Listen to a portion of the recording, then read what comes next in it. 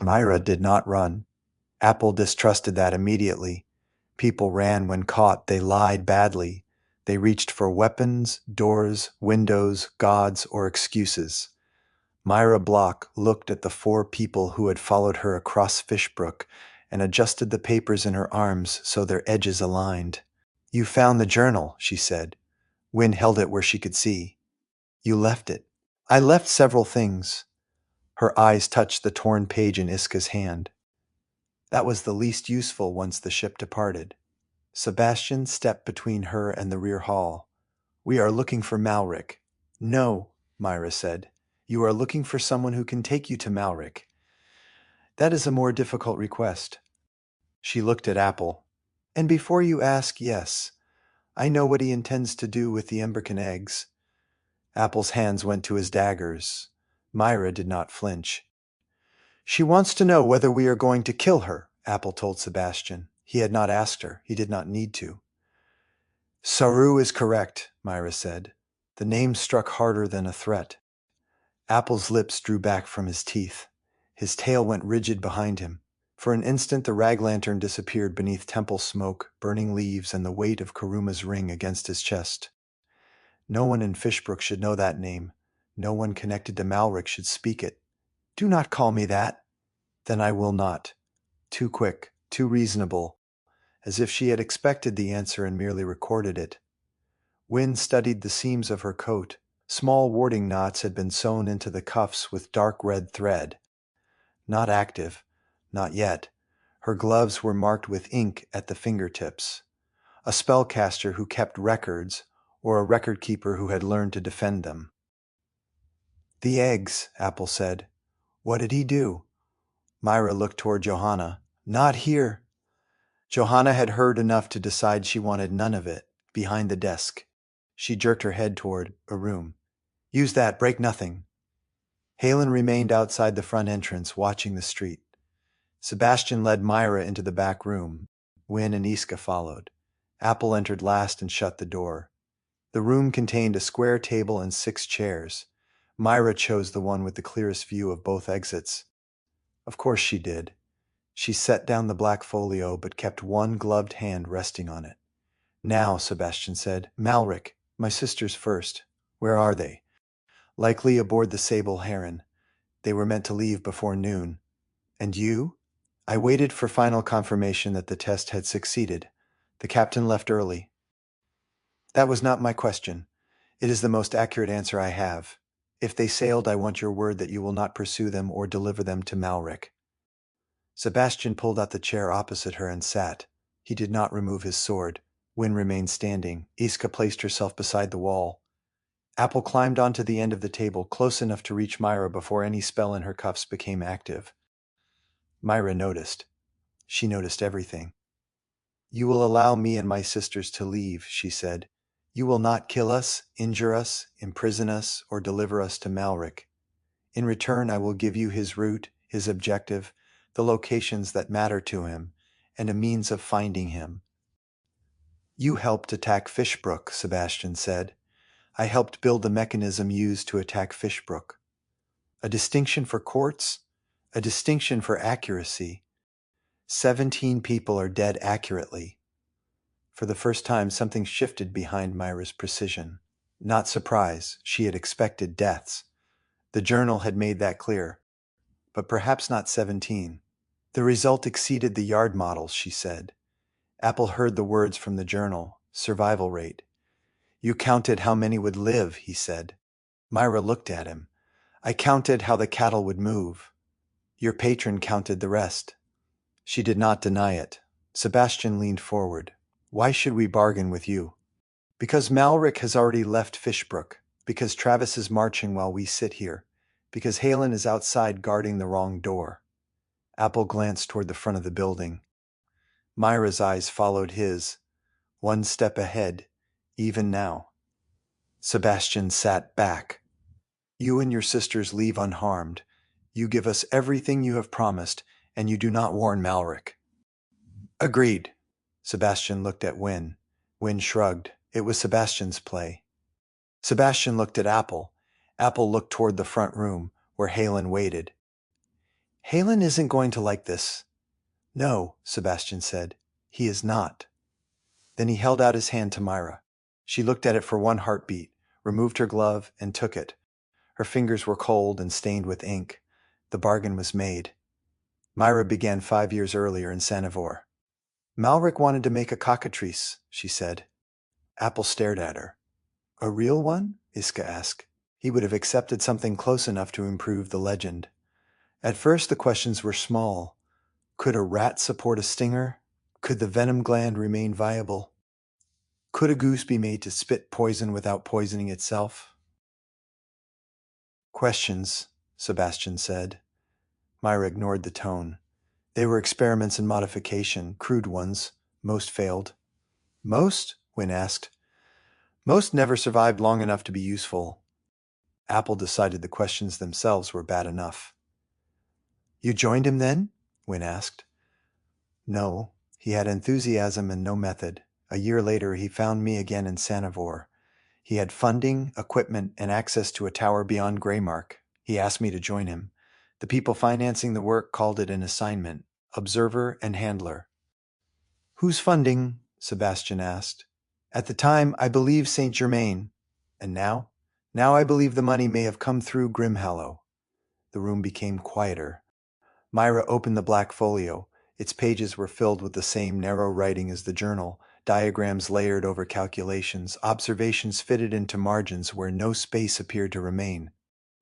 We spent 2 years attempting stable joins between animal lines, chickens with scales, snakes with beaks, musculature transferred from one line to another.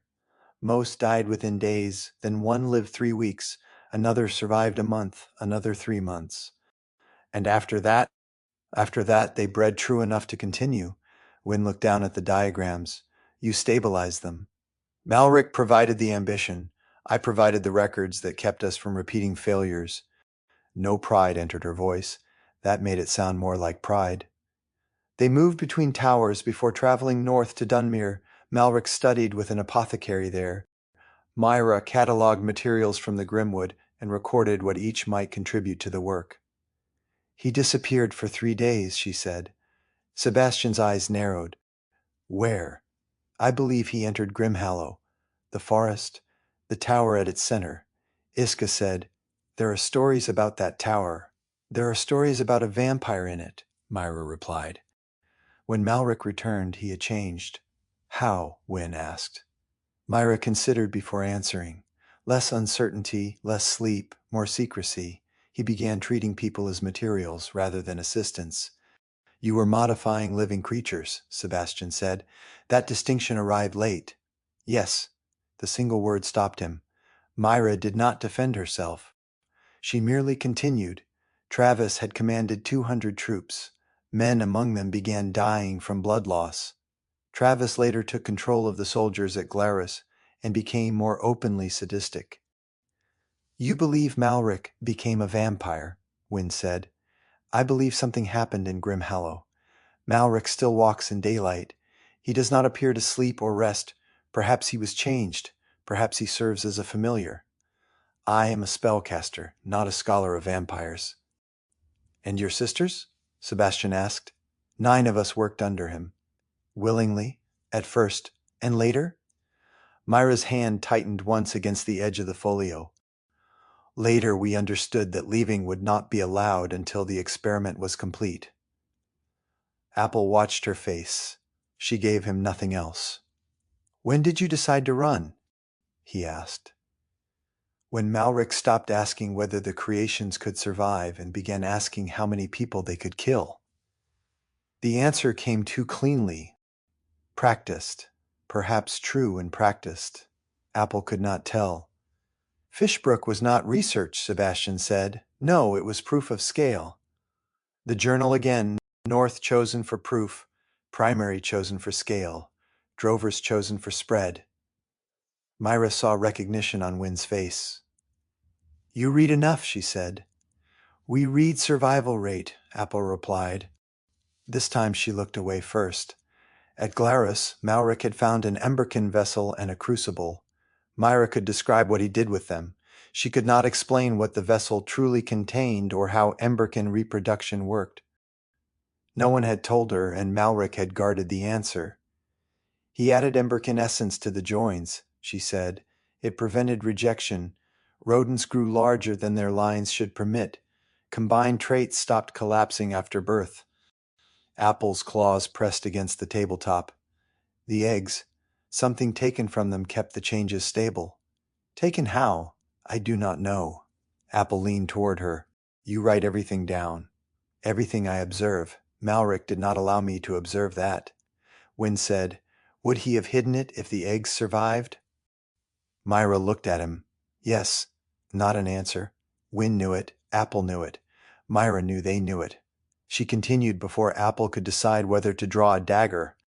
North of Glarus, in the in-between lands, they began with cattle. Not random cattle, lines selected for size, temperament, and the ability to follow herd pressure. They trained them to Three Gates Home because drovers and common bards already knew the song. No enchanted instrument to trace, Wynne said. No unusual melody to remember, Myra replied. Only animals taught to move when the proper line followed the proper turns. And alarms placed to direct them, Iska said. Myra nodded.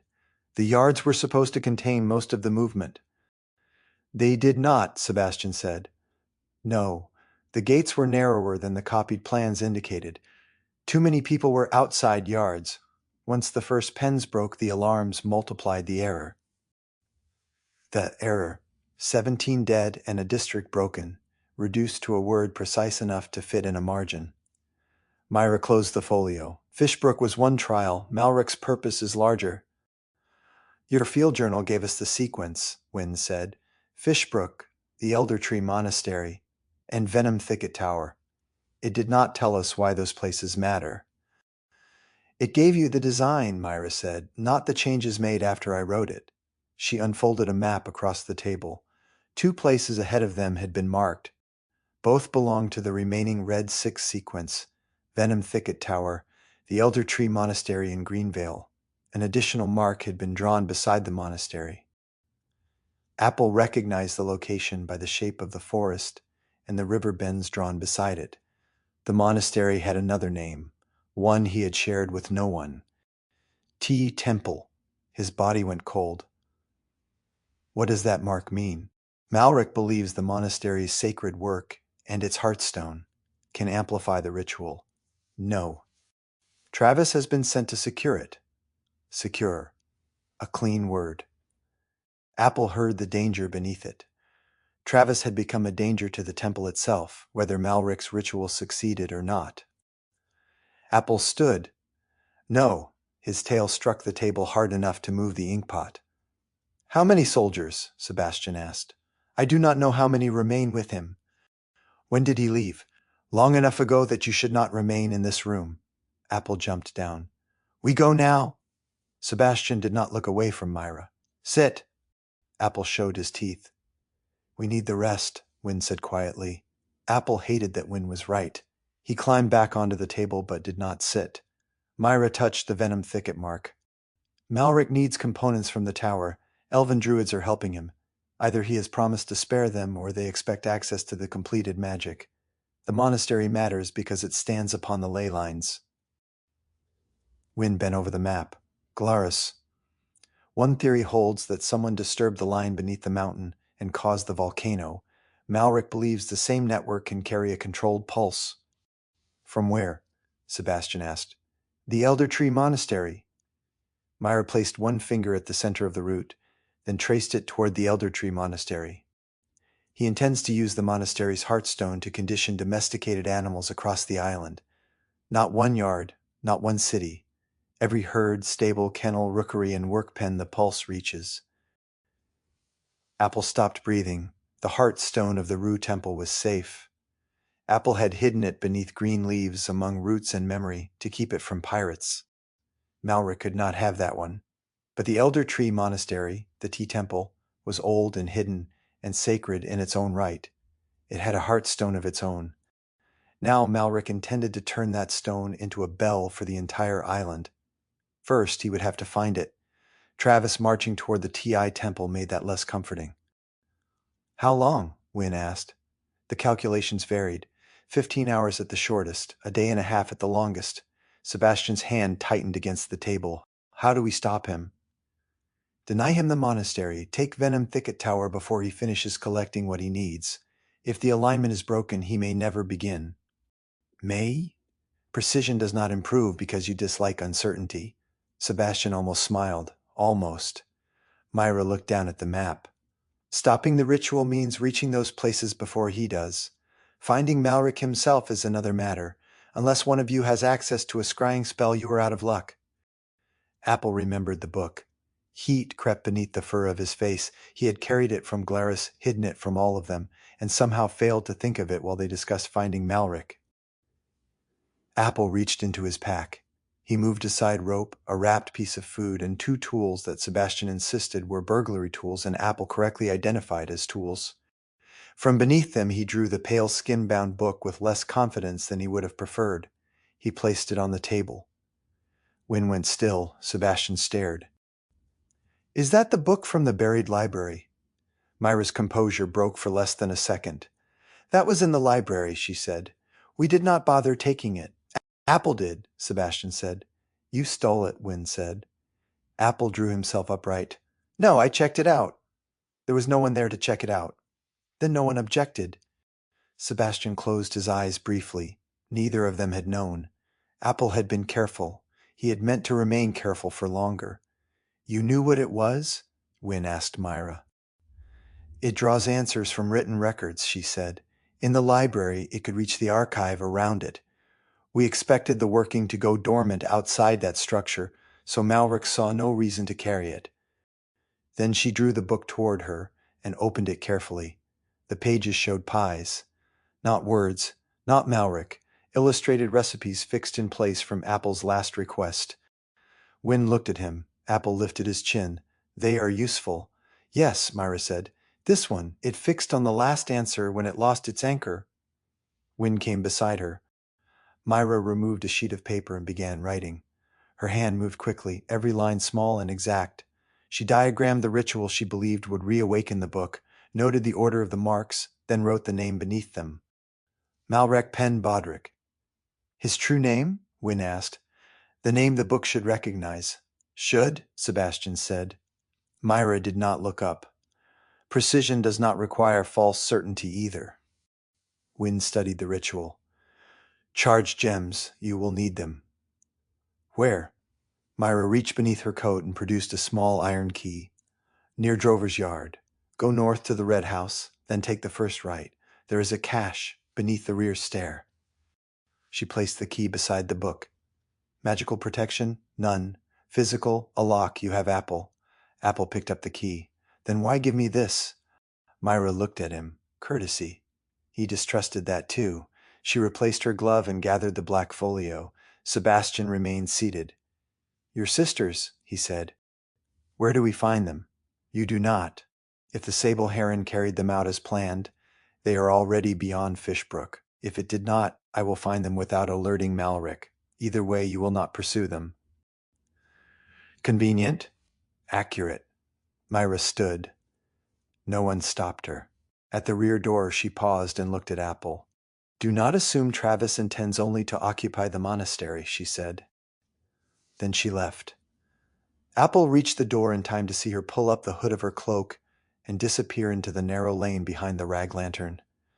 Red blonde hair flashed once beneath the dark cloth, then was gone. Halen still stood at the front entrance. Sebastian came up behind Apple. Wynne folded Myra's ritual and placed it inside the book. Iska held the journal against her chest. 17 people were dead. 2 pens at the northern yard were destroyed. 3 merchant houses had suffered major losses, including House Brindlemark. Fishbrook would need months to rebuild what the cattle had broken. The party had stopped the city from being destroyed.